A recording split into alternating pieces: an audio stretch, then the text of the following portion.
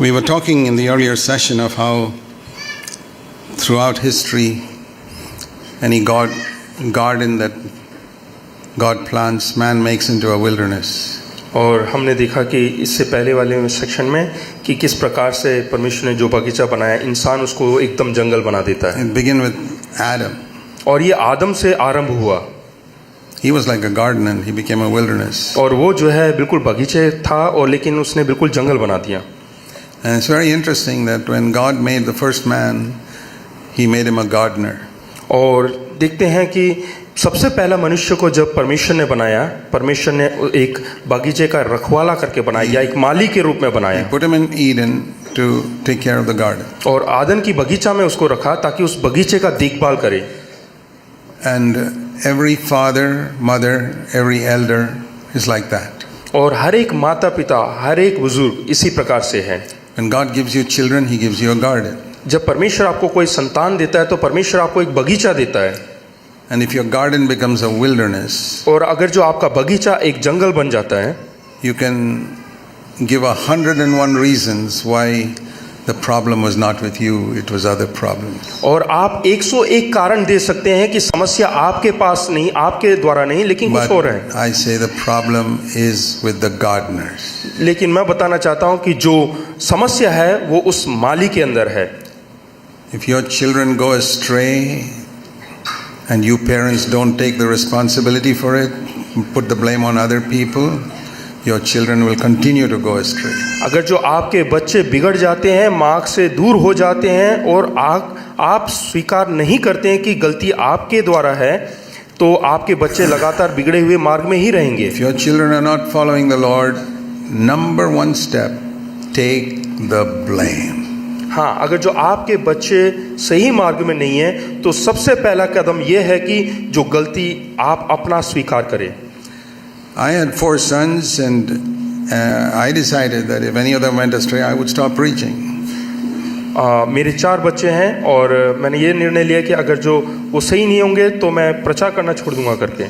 If any of them went astray, अगर जो उनमें से कोई भी अगर जो गलत मार्ग में जाता है, if I can't take care of 4 children, how can I take care of 50 people in a church? अगर जो मैं अपने 4 बच्चों की देखभाल सही ढंग से नहीं कर सकता तो मैं अपने कलीसिया के 50 लोगों का देखभाल किस प्रकार से करूंगा? I don't find that sensitivity in many people. और ये जो चीज है, भावनात्मक चीज, ये कई लोगों के अंदर मैंने नहीं देखा.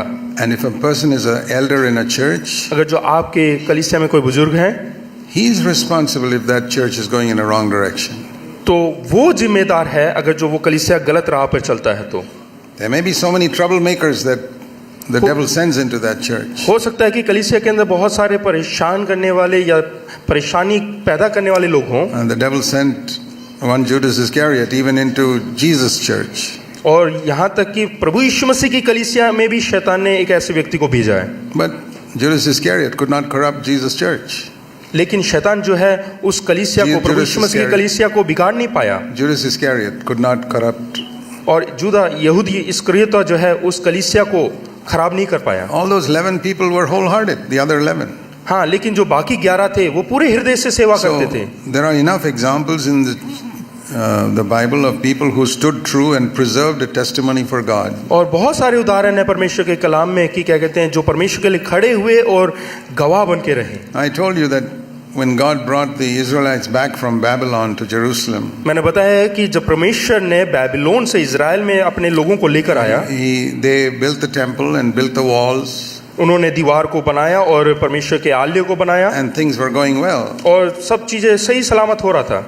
But within 100 years or so, लेकिन 100 साल बीतने के बाद, by the time we came to the book of Malachi, और मलाकी की किताब में जब हम पहुंचते हैं, God had given up on them. और परमेश्वर ने वो सब छोड़ दिया.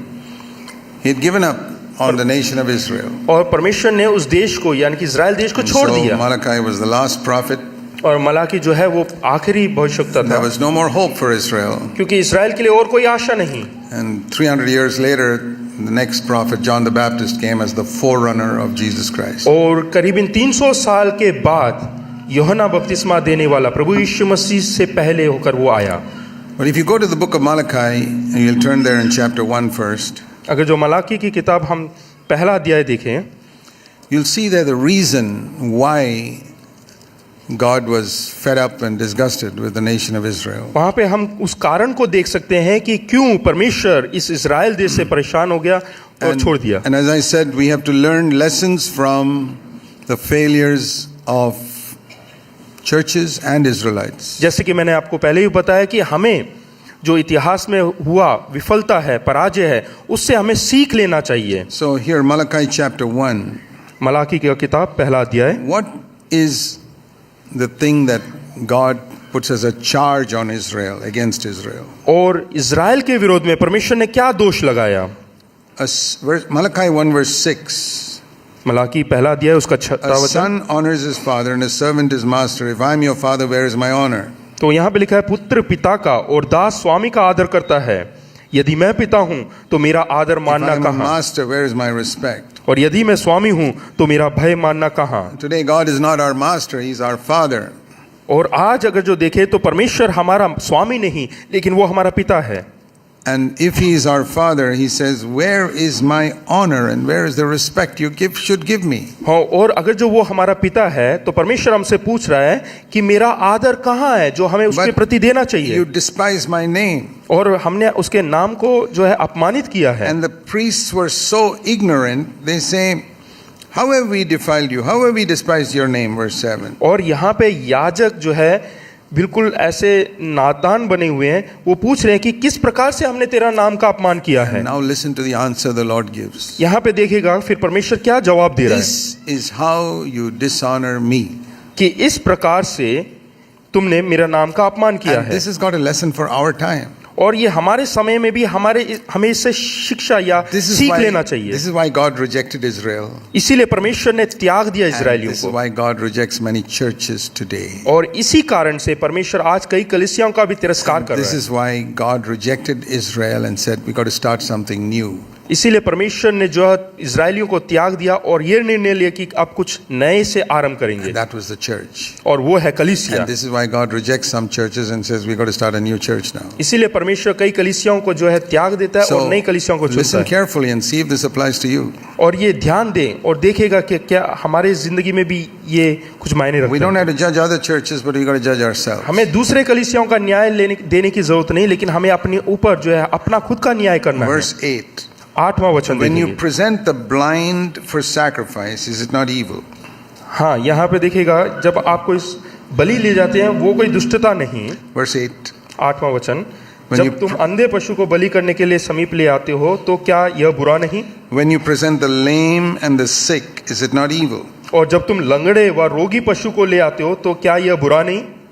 See, they were supposed to offer goats and bullocks as sacrifices. यहाँ पे दिखेगा इस्राएली लोगों को जो है बलि चढ़ाना है गाय और बैलों का। They would go among the sheep and say, hey, we've got a blind sheep here. It's a bit of a nuisance for us. Let's offer it as a sacrifice. तो वो जो है भेड़ की बलि चढ़ाने के लिए जाते हैं, लेकिन देखते हैं कि जो अंधे भेड़ हैं उनको लेकर आके बलि चढ़ा देते हैं। And they would look among their oxen and see there's one lame ox, which is a bit of a nuisance. और उसके बाद जो है कोई जो बैल है उसके पास जाएंगे और देखेंगे वो लंगड़ा है, उसको बलि चढ़ाने के लिए ले जाएंगे।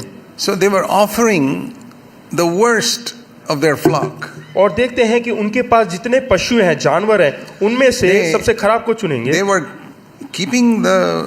giving the offering, but it was not the best. वो भेड़ तो चढ़ा रहे हैं, बलि तो चढ़ा रहे हैं, लेकिन सबसे बढ़िया वाला बलि नहीं चढ़ा रहे। And he said, will you offer something like a gift like that to your governor? तो वहाँ पे बोल रहे हैं कि क्या तुम्हारे जो सरकार है उनको क्या आप ऐसा तोहफा देंगे? Would you offer a governor a gift which is defiled and spoiled? क्या आपके जो गवर्नर हैं उनको क्या आप इस प्रकार के लूले लंगड़े जानवरों को देंगे बलि भेंट के रूप में? Would he be pleased with you? क्या वो आपसे प्रसन्न होगा? Then how do you offer such things to me, God says. तो एक परमेश्वर होने के नाते आप मुझे इस प्रकार का भेंट कैसे दे सकते You know, हैं? there was a law in the Old Testament that the priest had to examine the offerings to see if there were any defect in it. और एक ऐसा आज्ञा भी परमेश्वर ने दिया हुआ है कि जो याजक है उसको पशु की जो है सही तरीके से जांच लेना है कि उसमें कुछ खोट तो नहीं। The priests were also corrupt. They accepted all these defective offerings. और देखते हैं कि याजक भी भ्रष्ट हो चुके हैं, वो इस प्रकार के बलि वस्तुओं को ले And लेते, so स्वीकार कर लेते थे। he says, I wish some of you would shut the gates that you don't accept such offerings. Verse 10. हाँ, और वचन में लिखा 10 में लिखा है कि तुमने मंदिरों के किवाड़ों को बंद कर दिया है करके, because I will not accept this offering from you. क्योंकि मैं इस प्रकार के बलि वस्तु So, तुमसे नहीं he's लूंगा, telling the- ग्रहण नहीं करूंगा। Telling the priests, close the doors of the temple. Say, we इसलिए don't want anymore. याजकों से कहता है कि किवाड़ों को, जो आलय है, मंदिर है, उसका किवाड़ों को बंद करो, क्योंकि मैं इस प्रकार का भेंट स्वीकार नहीं And करूंगा। finally close down the entire Jewish system. और उसके बाद पूरे यहूदियों का जो प्रथा है उसको बंद कर डाला। He says, now I'm going to do something new. और उसके बाद वो बोलता है कि मैं कुछ नया करूंगा। Verse 11. 11वां वचन, You Israelites think that you are the only ones whom God is going to use. और तुम इस्राएली लोग ऐसे लोग हो जो सोचते हो कि केवल परमेश्वर तुम ही को ही But उपयोग में ला सकता I'm है, not going to use only you. लेकिन मैं केवल तुम्हें ही नहीं उपयोग में ला सकता। These priests don't shut the door on you. I shut the door on you. अगर जो याजक लोग द्वार नहीं बंद करते हैं तो मैं द्वार बंद करूंगा। I mean, that applies to elders today. और यही हमारे बुजुर्गों के लिए भी जो है उपयोग में आता है। We have to shut the doors against people who come and bring this type of third-rate offering to God. और इस प्रकार के नीचे छोटी जो भेंट लेकर आते हैं उनके लिए हमें द्वार बंद कर देना And the चाहिए। Lord says in verse 11, from the rising of the sun to the setting, that means all over the world, यहाँ पे लिखा है उदयाचल से लेके अस्ताचल, यानी कि पूरा संसार, in all the nations, not only Israel, my name is going to be great. कि केवल इस्राएल में नहीं लेकिन पूरे विश्व भर में मेरा नाम ऊंचा And होगा। that was a surprise to the Israelites. और ये इस्राएलियों के लिए एक अचंभा की बात है। You mean we who have been chosen nations for 1500 years, you're going to reject us? हाँ, इसका मतलब ये है कि 15 साल से जो परमेश्वर ने हमें चुना है वो क्या हमारा तिरस्कार करेगा? See, that is a feeling a lot of churches also have. और आज की कलीसिया में भी ऐसा ही सोच Yeah, है। we are the people whom God has chosen. हाँ, वो ऐसा सोचते कि हम वो लोग हैं जिनको परमेश्वर ने चुना है। You think God will reject us? क्या परमेश्वर हमारा तिरस्कार करेगा? That is exactly what the Israelites felt. और इजरायली लोगों ने भी ऐसा ही सोचा। There are many churches in the world today feel like that. और आज संसार भर में ऐसे बहुत सारी कलीसियां जो ऐसा सोच रखते हैं। We've been existing for so many years. हाँ, हम बहुत सालों से चले आ रहे हैं God won't reject us. और परमेश्वर हमारा तिरस्कार नहीं करेगा। He will.